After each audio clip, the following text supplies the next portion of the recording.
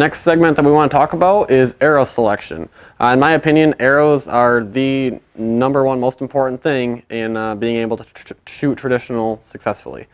So a lot of guys, if they're familiar with compound stuff, like you pick an arrow, so there are a couple of different measurements on an arrow are going to be the arrow spine, so how stiff that arrow is. That also affects, how long the arrow is, also makes a difference. So like with a compound, you find an arrow that's, close to, right stiffness for you, and we can kind of tune the bow to that arrow, make it, paper tune it, things like that. With a recurve, you're pretty much stuck with the stick, the bow itself and the string, right? You don't have any...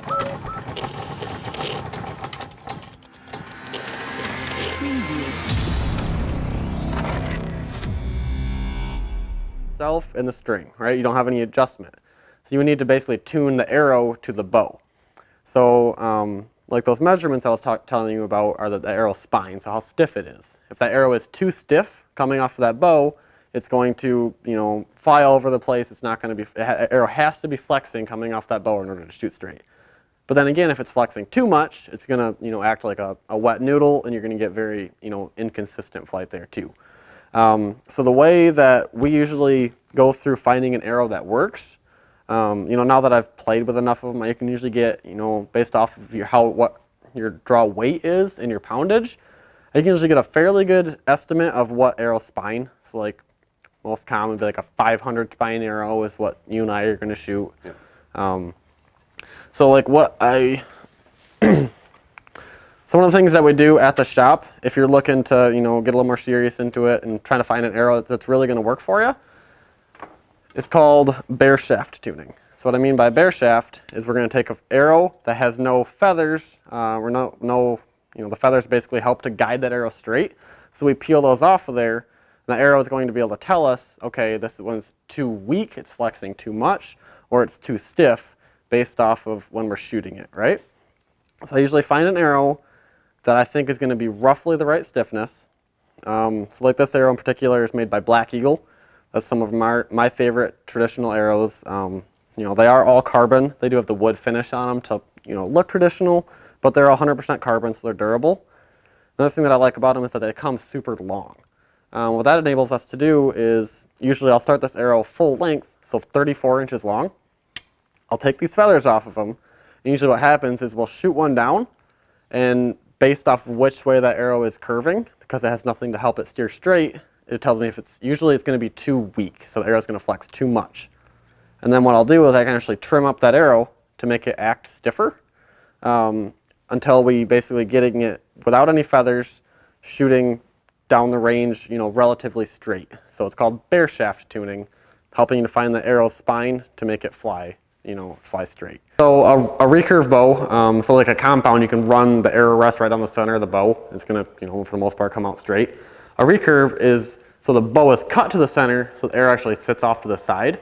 So if you think about it, an arrow that's too stiff, that's not flexing enough, when it comes off, it's going to not flex at all. It's going to curve to the left. An arrow that's too weak, instead of curving around this bow, it's actually going to curve too much, and it's going to start curving to the right.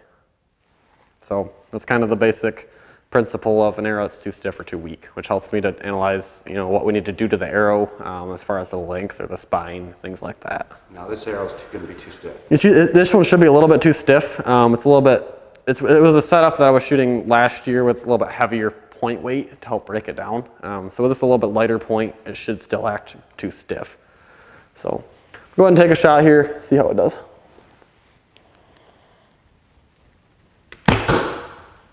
Yeah, so there you can see when it comes off of that bow, it's curving slightly to the left and a little bit down because it's not flexing enough.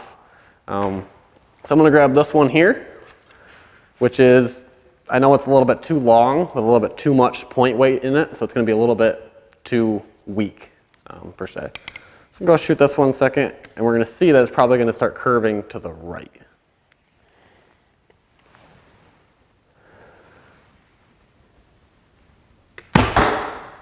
Yeah, that's exactly what we're looking for. All right, so this is a prime example of an arrow that's too stiff, was this one here. So it's actually curving to the left. This is only 10 yards, so you can see it's quite dramatic, just how it's sticking in the target. So this arrow was a little bit too stiff. It was coming out The nock was low and to the right, so the arrow was actually curving to the left. This one was a little bit too long of an arrow with too much weight, and it was curving too much, so it was starting to curve to the right. So I would refer to that as nock left or nock right, depending on which way the arrow is curving. So if it's flying straight without any feathers on it, then you put feathers on there, I mean it's going to shoot lasers. Yep. So that's kind of what we do to bear shaft tune. It's something when you buy a bow from us, we help walk through that process. I'll help find an arrow that works for you, whether you're hunting or just target shooting, anything, you know, that type of thing. So my setup is, so like the arrow that I hunted with last year, so as far as hunting goes, usually want a little bit heavier arrow. So with a recurve, you know, we're only shooting 45 pounds. So in order to get enough, you know, momentum and power to, you know, take a deer or whatever you're chasing, I recommend a little bit heavier arrow. So the arrow that I hunted with last year is made by Black Eagle. It's called the Instinct. So it's a micro diameter arrow.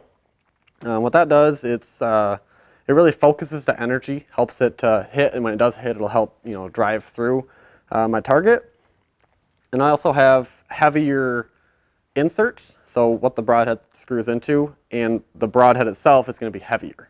So I have, you know, about 250 grains up front, just to, you know, hit hard if you are looking for, you know, a hunting type situation. Now the higher FOC will give you better arrow flight, Yep. correct? So you said FOC, that stands for front of center. So that's making, you know, the majority of the weight towards the front of that arrow. So basically that's helping to steer that arrow and also hit harder. Same thing with compounds. FOC, front of center, is something you'll hear a lot about. That'll just help for, yeah, flight and penetration, everything like that. Perfect. So another thing that I probably looked over is all the traditional arrows are going to have real feathers on them, whereas like the compound ones will have your plastic vanes. The real feathers are going to help, so when you shoot off of the shelf here, the feathers will fold away so it doesn't kick that arrow, as a plastic vane would hit that shelf and kick it out of the way, so you won't get good arrow flight. So with traditional, you're always going to be looking at real feathers for the most part. So. All right, guys, we got some arrows fletched up. We got some arrows set up that should work on these bows.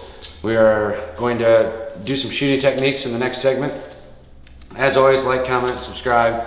If you guys have any arrows you like or are starting to get into traditional archery and have learned anything along the way that's helped you, be sure to throw in the comments. We'd love to hear from you guys.